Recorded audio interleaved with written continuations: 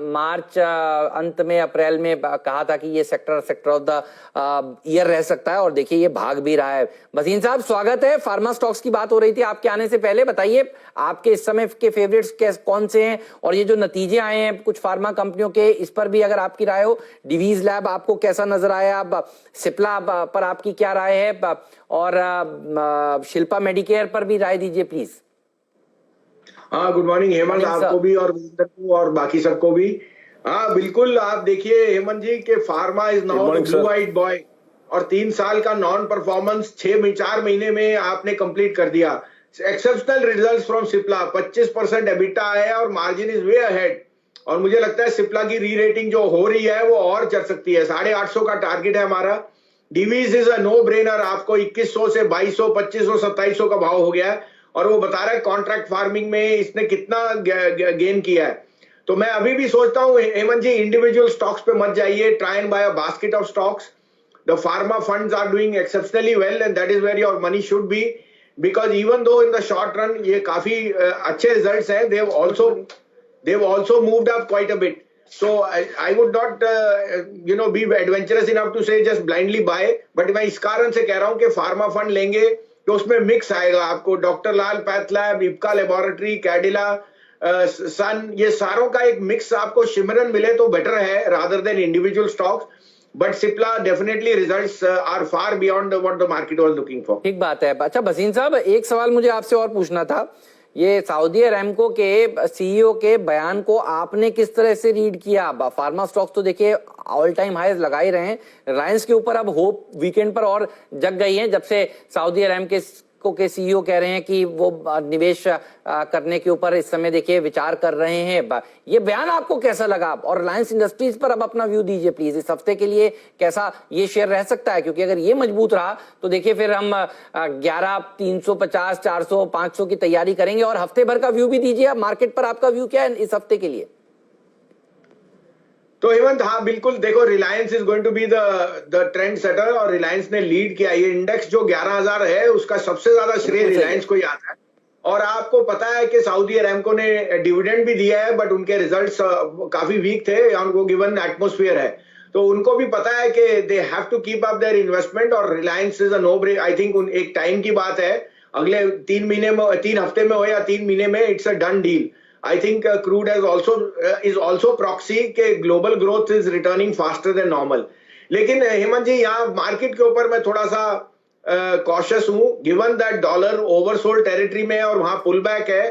और मैं यहाँ कैटेगोरिकली कह सकता हूँ कि gold, silver and equities are now all 3 headed for a bout of profit booking stroke consolidation. तो यहाँ से मैं डिक्लाइन नहीं रूल आउट करता। I think 11,300, 350 will be selling prices where you should be trying to exit rather than get more adventurous. Market में momentum जरूर है और मिड कैप्स में स्ट्रेंथ है, बट इंडेक्स पे I am not all that bullish. I would say ये हफ्ता मेरे हिसाब से गोल्ड, सिल्वर और इक्विटीज में करेक्शन आ सकता है। अगस्त, सितंबर, आपको लगता है कि सेल्स प्री कोविड लेवल पे आ जाएगी? और ऐसे में आपका बाटा पे 1272 के प्राइस पे, जब ये स्टॉक पिछले 2 सीरीज में लगभग 1477 से रिट्रेस होके 200 रुपए रिट्रेस होके 1257 के जोन में आया है, आप क्या करेंगे इस पे, इस अर्निंग्स के बाद? तो मैं बाटा की टिप्पणी वीरेंद्र बिल्कुल पिडिलाइट के साथ करूंगा।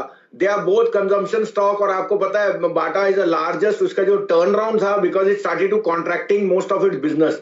और आपको पता है रिटेल आउटलेट्स ओपनिंग और मैन पावर एग्जीक्यूशन में प्रॉब्लम आई है, but I think the brand is very strong. जैसे आपने पिडिलाइट में भी देखा, नंबर्स और स्टॉक का परफॉर्मेंस 1-2 महीने से वीक था, but the pullbacks have started. So market now is building in के reopening and the oncoming आपकी दिवाली में ही, अक्टूबर में जल्दी हमारी दिवाली और बाकी फेस्टिवल्स भी होंगे, तो उनको एक एक्सपेक्टेशन है कि pullback because of consumption spending will be even sharper. तो ये पेडिग्री स्टॉक्स हैं और इनमें हमेशा आपको प्रीमियम बन के रहेगा। तो आई थिंक इनमें जो वीकनेस आनी थी वो नंबर से पहले ऑलरेडी प्राइस्ड इन है। और मैं अभी भी सोचता हूं बाटा जो brand is doing exceptionally well. और आपने देखा, आप ही के चैनल पे पिडिलाइट उस दिन काफी रेकमेंड भी हो रहा था कि बाय द फॉल, और वो राइटली शो भी हुआ। I think both the stocks का आपको सिप करना चाहिए, और जो भी वीकनेस है वो अगले 12-16 हफ्ते में प्राइस्ड इन हो जाएगी। बट अगेन जो मैं रीइटरेट करता हूं कि given the consumption spending boom which we expect from October onwards, I would say ये दोनों आपके पोर्टफोलियो में दोनों होने चाहिए।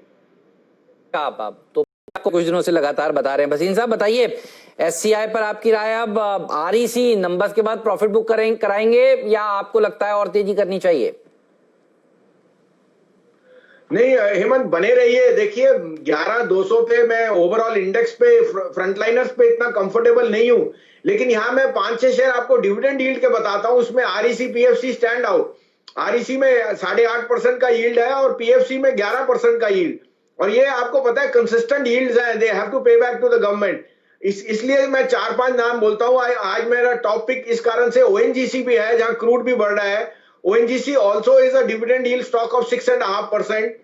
Nai Valley Lignite is paying 14.5% yield on dividend.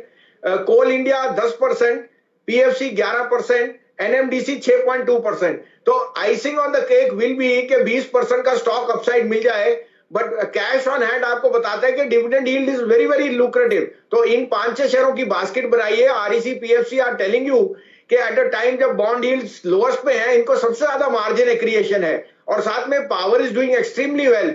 और आप देख रहे हो कि power generators distribution recovery process जो स्टॉल हो गया था वो भी बेटर है। तो आई थिंक पीएफसी आरईसी में एज अ स्टॉक भी मुझे 20-25% का अपसाइड दिखता है over the next 1 year, but the dividend yield makes it attractive to buy even right now. कौन सी है आपको, कौन सा स्टॉक सबसे अच्छा लगता है इस स्पेस में से?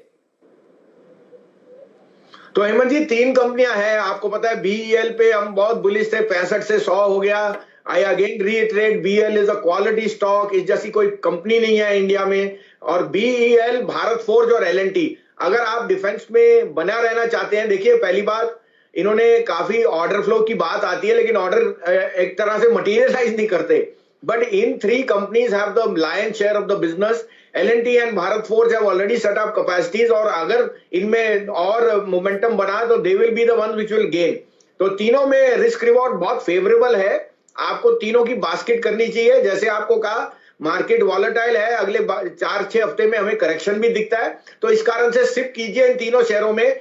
I think you will be richly rewarded in the next 1 year, and quality stocks all 3 of them, BEL, Bharat forge and L&T। बिल्कुल, भारत फोर्ज 26,000 करोड़ रुपए के आसपास का। और अब ज्यादातर टेलीकॉम कंपनियों ने देखिए अपने जो एजीआर का जो बकाया देना है उसकी प्रोविजनिंग करी हुई है। भसीन साहब, टेलीकॉम कंपनियों पर आपकी राय, आप इस इवेंट को किस तरह से देख रहे हैं और कौन से स्टॉक्स के ऊपर फोकस फिर आज होना चाहिए बैंकिंग स्पेस में भी, ये भी बताइए। हाँ तो हेमंत देखिए, आई थिंक काफी अहम फैक्टर है, और मुझे लगता है कि इस पे टिप्पणी करना मुश्किल है, because the Supreme Court is an apex court, और जो उनकी जजमेंट है we have to stand by. मुझे लगता है जरूर है कि कुछ ना कुछ ढील थोड़ी सी दी जाएगी, और दोनों पार्टियों को आई थिंक उसकी रजामंदी होगी। उनको टाइम चाहिए, और आइडिया ने आपको बता भी दिया है कि क्या टाइप का स्ट्रेस है एट अ टाइम जब ARPUs are hitting new highs. और मुझे लगता है Idea is also going to see a sharp uptick in ARPU over a period of time. बैंकों में आपने सही किया कि I think 73% provisioning already on course है। तो आपने जो 2 नाम कहे, मैं उनमें बहुत बुलिश हूं। एज ए डिस्क्लोजर हम रेकमेंड भी कर चुके हैं, आपके चैनल पे भी हमने 493, 494 पे इंडसइंड बैंक कहा था, फेडरल बैंक कहा था 52, और आईडीएफसी फर्स्ट ये मेरा मनपसंद स्टॉक है। मुझे लगता है वैद्यनाथन जी ने इसको is going to turn it into a 89% retail bank from a 44-45%। तो ये उनका प्रोसेस जारी है, कासा रेशियो सब इंप्रूवमेंट्स हैं। तो I am personally also we are very very bullish. हमारे क्लाइंट्स के पास ये होल्डिंग है एज ए डिस्क्लोजर, ये हमारा वेस्टेड इंटरेस्ट भी है कि IDFC first and IndusInd does well. But हम सोचते हैं अब अगर टाइम बैंक्स का आया ये सितंबर के बाद, I would be very very colourful on both all these 3 stocks, federal bank, IDFC first and IndusInd bank. आज आई थिंक मार्केट में थोड़ी वॉलेटिलिटी आ सकती है, but I am again reiterating के इन तीनों शेयरों में आप शिफ्ट कीजिए 12-16 हफ्ते के लिए, और आप निराश नहीं रहेंगे, बिकॉज ये शेयरों में इनहेरेंटली जो अब नेक्स्ट अपटिक आएगा, they will be participating on the upside.